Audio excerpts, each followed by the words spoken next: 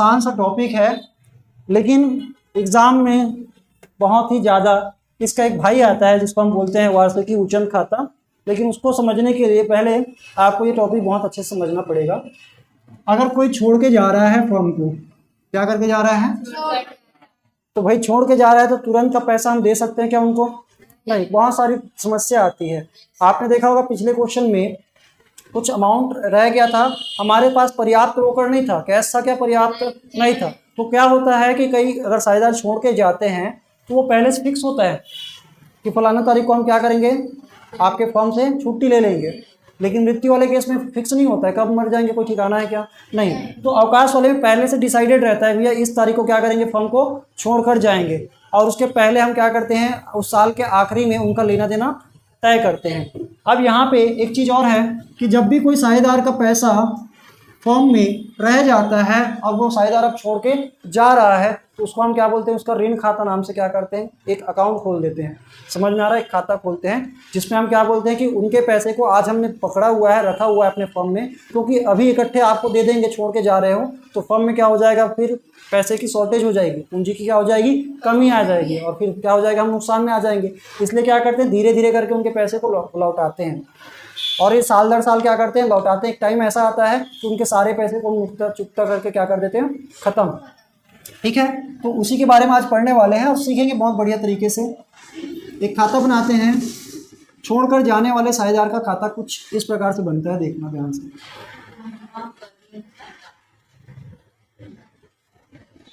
आपने पहले भी बनाया है इस प्रकार के खाते। यहाँ पे क्वेश्चन है जिसके बारे में मैं अभी पढ़ूंगा और आपको समझाऊंगा।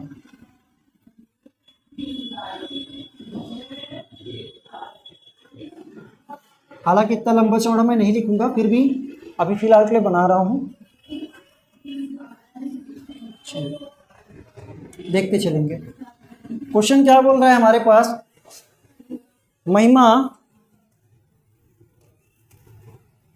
महिमा 31 मार्च 2010 को फर्म से क्या हो रही है, छुट्टी ले रही है। क्या ले रही है? सेवानिवृत्त हो रहे हैं, अवकाश ग्रहण कर रहे हैं, छोड़ के जा रहे हैं। उस दिन को उसकी पूंजी खाते का शेष कितना दिख रहा है, 20,000 का उसका पूंजी खाते का शेष है। कहने का मतलब जब भी आप क्या बनाते थे, यहाँ पे जब साझेदारों की पूंजी खाता हम लोग बना रहे थे तो वहाँ पे शेष ले गया करके जब लिखते हैं ना, तो वहाँ पे किसी साझेदार जो छोड़ के जा रहे हैं उनकी पूंजी शेष नहीं लिखते, उसमें हम क्या बोलते हैं, साझेदार के ऋण का शेष बोलते हैं। समझ में आ रहा है? तो उस साझेदार का नाम लिखते हैं और क्या बोलते हैं, उसके नाम का ऋण। समझ में आ रहा है ना? और उसको अलग से उस बैलेंस को लिख देते हैं। तो वही बैलेंस इसके में कितना है, महिमा का 20,000 देना है, छोड़ के जा रहे हैं और उसका बैलेंस कितना बन रहा है, 20,000। क्या बोला गया है, यह व्यवस्था की गई है कि इसका भुगतान 5,000 रुपये की वार्षिक किस्तों में किया जाएगा। 5,000 रुपये हर साल क्या किए जाएंगे, दिए जाएंगे। उनका बनता 20,000 है और 5,000 करके हम क्या करेंगे, उनके पैसे का धीरे धीरे क्या करेंगे, चुकता करते जाएंगे। तो बताओ कितने साल लग जाएंगे, 4 साल। सिंपल है। तो बेटा वो 4 साल के लिए अगर पैसा आपके पास पड़ा रहेगा तो क्या लगता है, क्या वो फोकट में दिया रहेगा? नहीं, उस पर क्या लगेगा, ब्याज। ब्याज तो लगेगा, और ब्याज जब लगेगा तो मेरे को ये बताओ, क्या ये ब्याज देना कंपलसरी है कि नहीं है? ये ब्याज देना कंपलसरी है कि नहीं है? जब आपने साझेदारी का सबसे पहला चैप्टर पढ़ा था तो वहाँ पे आपने लाभ हानि नियोजन खाते के बारे में पढ़ा था। वहाँ पे आपने क्या बोला था कि साझेदार के ऋण पर ब्याज अगर कुछ ना बोला जाए तो 6% दिया जाता है, बोलते हैं ना। लेकिन जब कोई छोड़ के जा रहा है तो क्या वो साझेदार है आज की डेट में? वो तो साझेदार नहीं है ना। अब उसको क्या बोलेंगे, आउटसाइडर बोलेंगे। कोई बाहरी व्यक्ति जिन्होंने हमको क्या दिया है, लोन दिया है, और कोई बाहर का व्यक्ति अगर लोन दिया रहता है उसके ब्याज हमको क्या करना है, देना है, और वो कंपलसरी हो जाता है।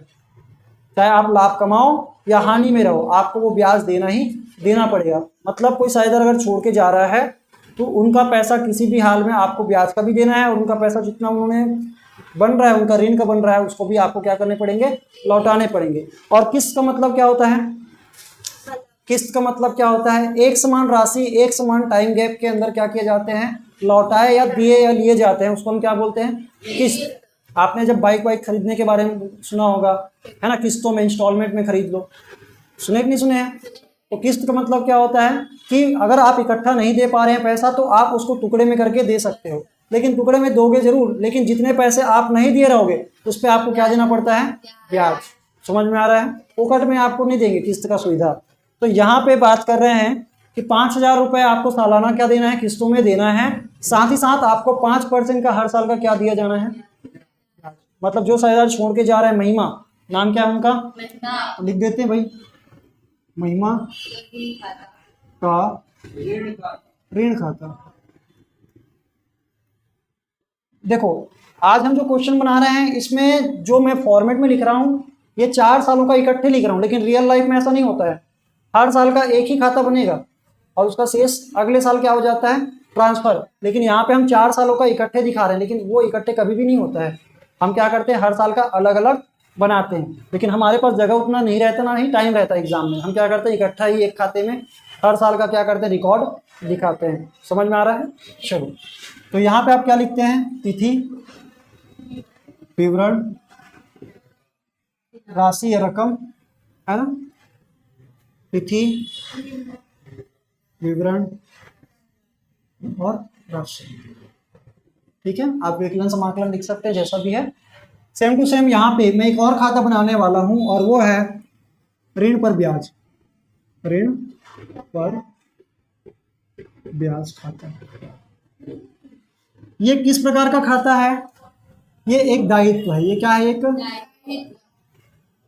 क्योंकि ऋण क्या है बेटा, दायित्व है ना, फर्म के लिए क्या है, दायित्व।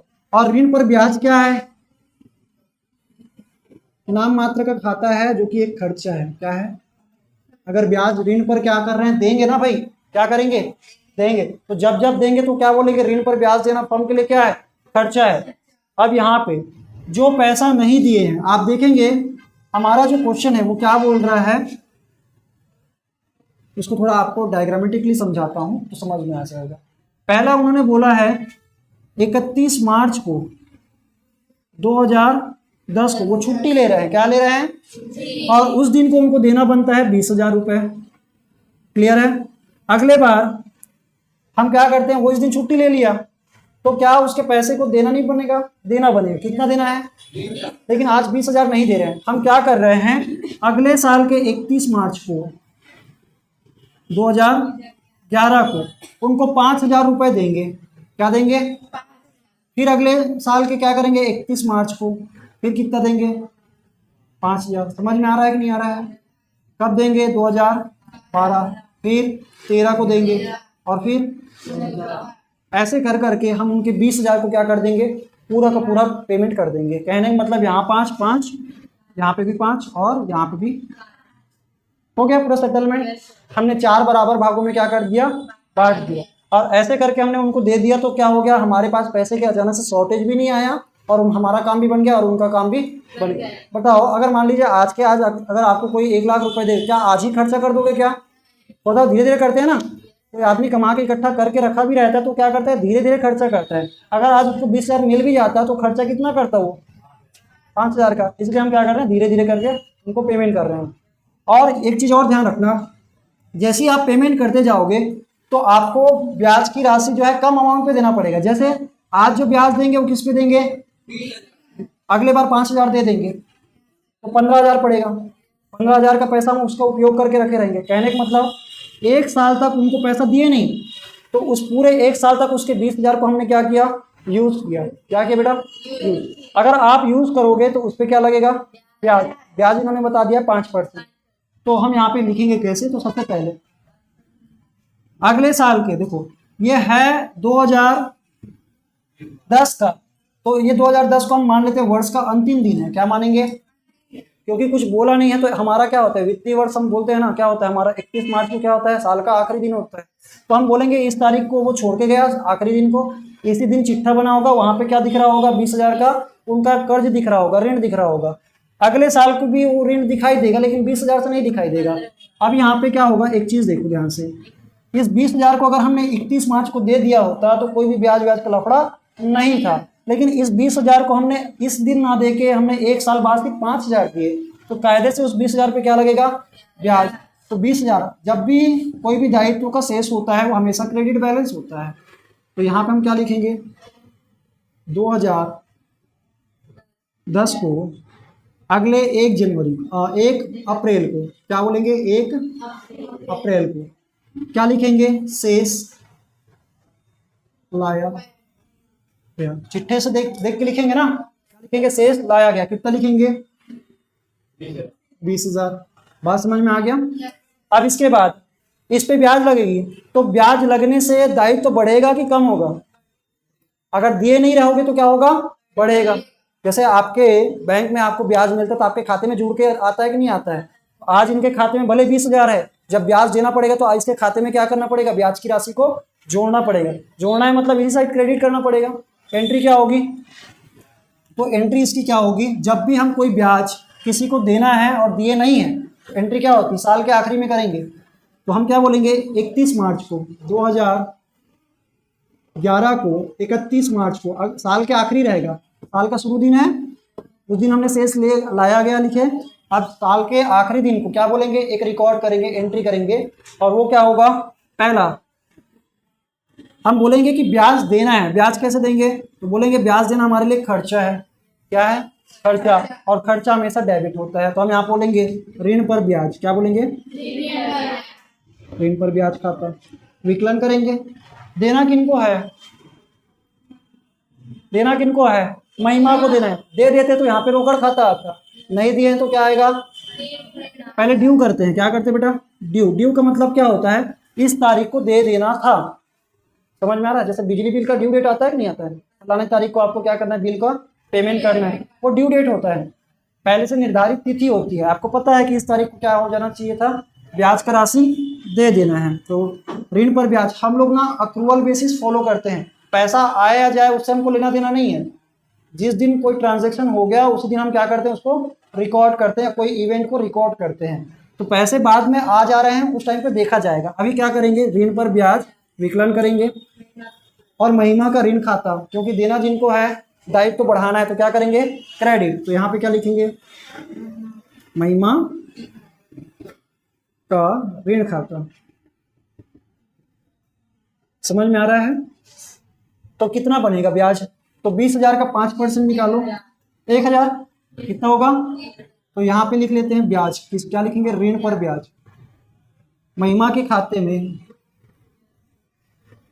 महिमा का खाता बना रहे हैं तो वहां पे हम क्या लिखेंगे, ऋण पर ब्याज लिखेंगे। उसका खुद का नाम नहीं आएगा, पड़ोसी का रहेगा। क्रेडिट है इसलिए क्रेडिट साइड लिख रहे हैं। क्या बोलेंगे, ऋण पर ब्याज कितना, 1,000। और उसी साल को हम क्या करेंगे, 5,000 तो देंगे ही देंगे, साथ ही साथ ब्याज की राशि भी क्या कर देंगे, देंगे। समझ में आ रहा है। तो यहाँ पे हम जब पैसा देंगे तो दायित्व तो कम होगा, तो इधर लिखेंगे। तो दूसरी एंट्री भुगतान की होगी, पेमेंट करने की। किसकी एंट्री, पेमेंट करने की। तो जब पेमेंट करेंगे तो क्या होगा, रोकड़ चला जाएगा। रोकड़ क्या हो जाएगा, तो उसको क्रेडिट कर देंगे, आएगा कुछ नहीं, बस एक दायित्व तो कम हो जाएगा। किसको देना था, महिमा। आज देंगे तो महिमा को क्या कर देंगे, डेबिट करके कम करेंगे। तो यहाँ पे बोलेंगे महिमा के खाते को, महिमा का ऋण खाता को क्या करेंगे, विकलन, और क्या लिखेंगे, रोकड़ खाता। क्या लिखेंगे, रोकड़ खाता। तीसरी जो एंट्री होती है, अभी मैं इस अमाउंट को नहीं लिख रहा हूँ, आप समझ जाएंगे। तीसरी जो एंट्री होती है वो जो खर्चा है कि नहीं, खर्चा इसको ट्रांसफर करने की होती है। क्या चीज करने की, ट्रांसफर करने की। ट्रांसफर क्या करेंगे, तो आज हमने ये खाता को करते हैं, पहले इस खाते का काम करते हैं। महिमा का खाता हमने कर दिया, ऋण के ब्याज वाले की बात करते हैं। ऋण पर ब्याज बनाए हमने खाता, तो यहाँ पे हम क्या लिखेंगे, सेम टू सेम तिथि विवरण राशि, ठीक है, तिथि विवरण राशि। अब जब आप बना रहे होंगे, ये साल के अंत में होता है सारा काम। क्या होता है, जब भी कोई खर्चा का हम देख रहे होते हैं ना बैलेंस, तो हम क्या देख रहे होते हैं, साल के आखिरी में देखते हैं कि इस साल का कितना खर्चा हुआ है। तो जो भी ब्याज की गणना होती है साल के आखिरी दिन को होता है। हमारा आखिरी दिन क्या है, 31 मार्च है। तो 31 मार्च की तारीख को हम क्या देख रहे हैं, तो खर्चा है, इसलिए ये डेबिट में आएगा। देखो डेबिट है तो डेबिट साइड में लिखेंगे, लेकिन क्या लिखेंगे, पड़ोसी क्रेडिट का नाम लिखेंगे। हम बोलेंगे महिमा का ऋण खाता, महिमा का ऋण खाता कितना लिखेंगे 1000। तारीख क्या होगी 2010 को, सॉरी 2011 को 31 मार्च को हम क्या कर रहे होंगे, ये रिकॉर्ड कर रहे होंगे। बात समझ में आया।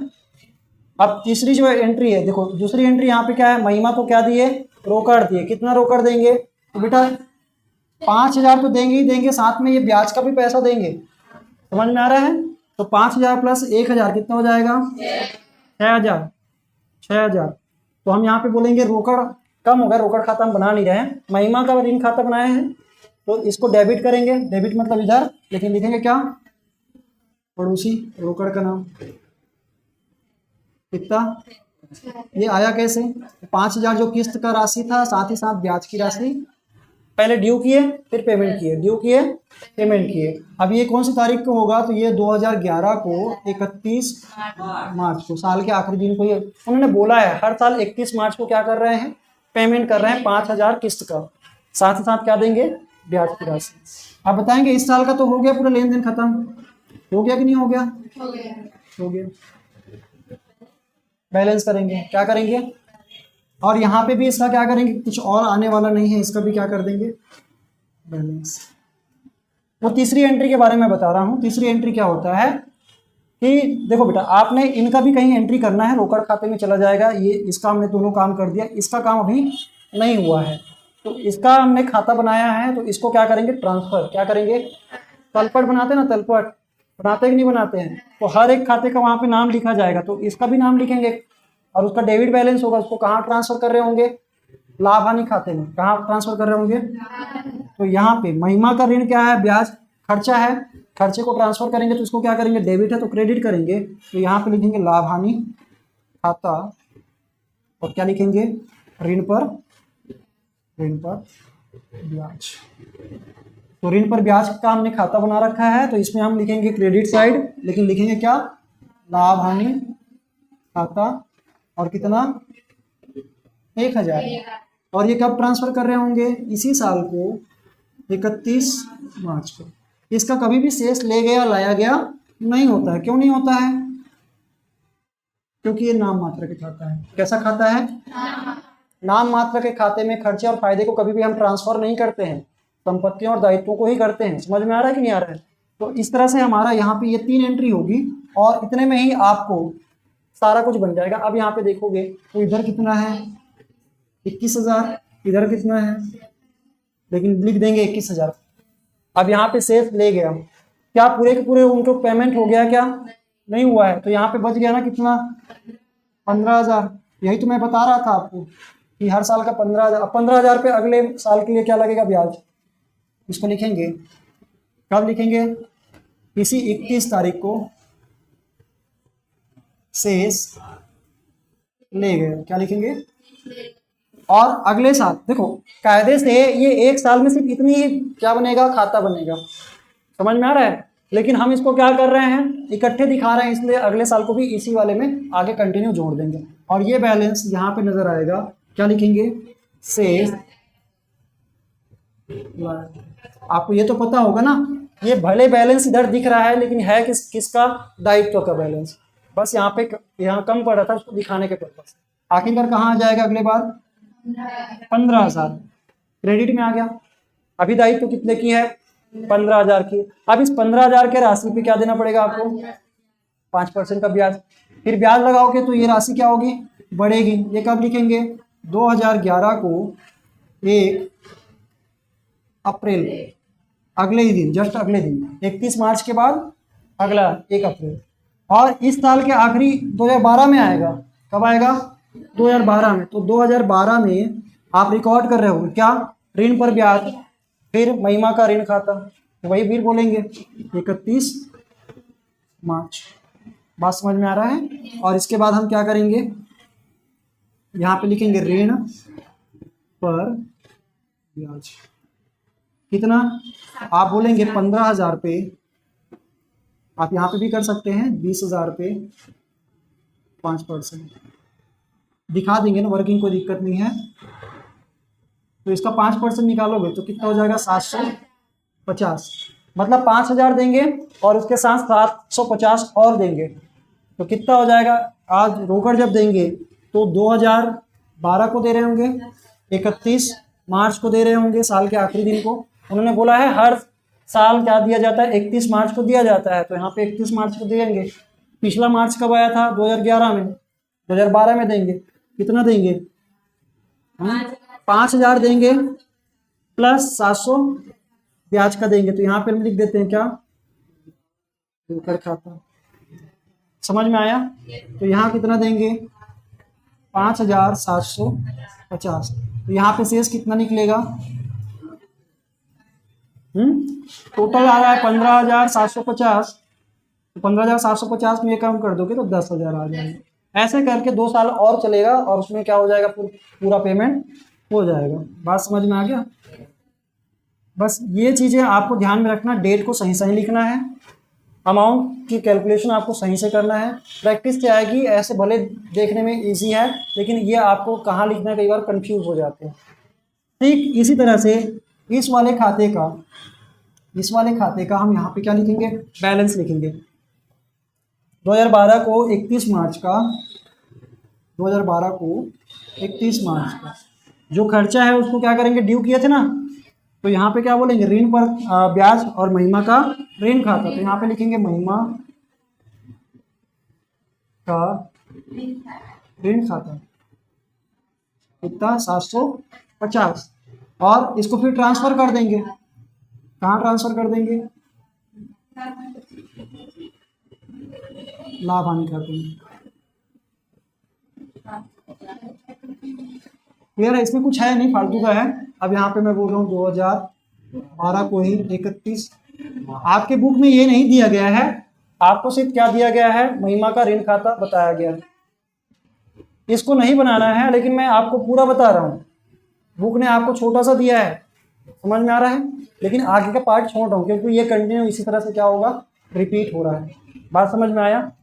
आपको ध्यान ये रखना है बेटा, जब भी हम किसी साझेदार का पैसा पूरा नहीं देते हैं तो वो एक दायित्व है और दायित्व का बैलेंस क्रेडिट होता है। जब उस पर ब्याज हम क्या करेंगे, गणना करेंगे, तो ब्याज की राशि भी उस दायित्व को क्या करेगा, बढ़ाएगा। जब पेमेंट करेंगे तो घट जाएगा, कितने से पेमेंट, तो जो बैलेंस रह जाएगा वो अगले बार ट्रांसफर होगा, उसमें फिर ब्याज लगेगा, फिर उसका कुछ पेमेंट करेंगे, कुछ रह जाएगा। ऐसे करते करते क्या हो जाएगा, 4 सालों में उनका पूरा पेमेंट हो जाएगा। बात समझ में? और आपको ये 3 एंट्री के बदौलत ये होती है कहानी, लेकिन ये 3 एंट्री आपको करके नहीं दिखाना पड़ेगा, आपको सिर्फ क्या करना है, इसी वर्किंग को करना रहता है। अगला जो हम पढ़ने वाले वार्षिकी उचन खाता, जो कि किसी साझेदार के क्या होने पर, मृत्यु होने पर दिया जाता है, सेम टू सेम खाता बनता है। वहाँ पर थोड़ी सी वर्किंग क्या होती है, डिफरेंट होती है। ठीक है, वो आने वाले क्लास में हम क्या करेंगे, कवर। बात समझ में आया? चलिए, तो फिलहाल के लिए इतना ही। इसको आगे जो बचा हुआ पार्ट है आप 2 साल के लिए और बना सकते हैं। अगले साल के लिए क्या बचेगा, अगर मैं बोलूँ 10,000 पे 5% निकालोगे 500 आएगा, 5,500 दे रहे होगे, फिर अगले साल के लिए 5,000 बच जाएगा, फिर उसका 250 बनेगा 5%, फिर 5,250 दे रहे होगे और पूरा क्लियर हो जाएगा। क्या हो जाएगा, क्लियर। कोई शेष लास्ट चौथे साल में कोई भी शेष ले गया नहीं बचेगा। बात समझ में आ गया? चलो।